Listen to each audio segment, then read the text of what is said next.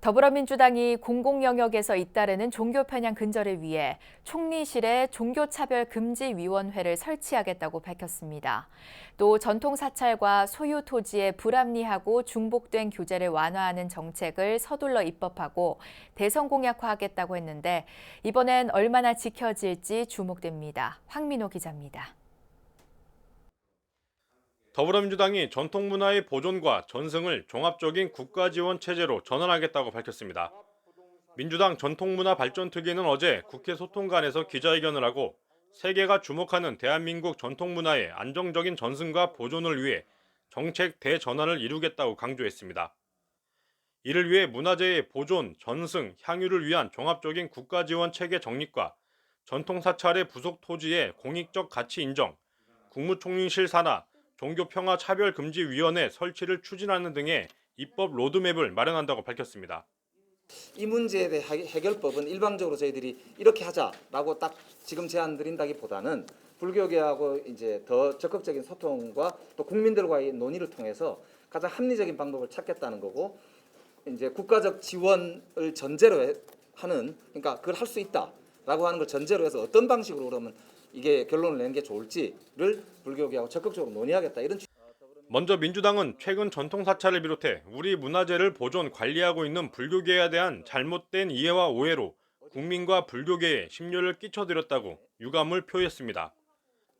그러면서 국립공원 내 전통사찰의 공익적, 문화적 가치, 생태계 보존 등의 기여도에 대한 명확한 평가나 지원 없이 일방적으로 그 책임을 전통사찰에 떠넘겨왔다며 이번 정책 대전환은 이를 근본적으로 개선하기 위한 취지임을 강조했습니다.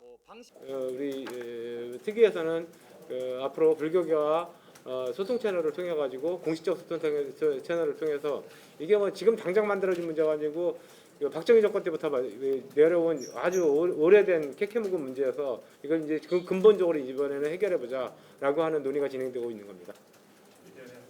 특위는 전통사찰과 소유 토지의 합리적이고 효율적인 이용을 위해 불합리한 규제를 완화해 나가고 전각 등의 시설물 보수 정비를 위한 사찰 자부담 비율을 기존 20%에서 10%대로 낮추는 방안도 추진하기로 했습니다. 정청래 의원의 발언으로 논란이 됐던 문화재 관람료와 관련한 국가 지원의 근거를 담은 문화재보호법 일부 개정안과 재난 시 구호 시스템 강화를 골자로 한 재난과 안전관리 기본법 일부 개정안의 입법 추진에도 나섭니다. 전국 승려대회의 근본적인 원인은 종교 편향의 근절을 위해 국무총리실 산하의 가칭 종교평화차별금지위원회를 설치해 상시로 종교 중립을 위한 정책 제안과 홍보 교육을 할 예정입니다. 특위가 발표한 로드맵은 불교계와 지속해서 소통한 결과물로 이재명 대선 후보의 공약에도 대부분 반영될 것이라고 밝혔습니다. 대통령 후보 쪽하고는 원칙적인 내용은 공유를 했습니다만 이 내용 중에 어느 부분을 대선 공약으로 확정할지에 대해서는 확정적으로 이야기한 건 아니지만 이 내용의 거의 대부분이 공약으로 반영될 예정이고요. 추가로 아마 더 공약은 추가될 것으로 이렇게 판단을 하고 있고요.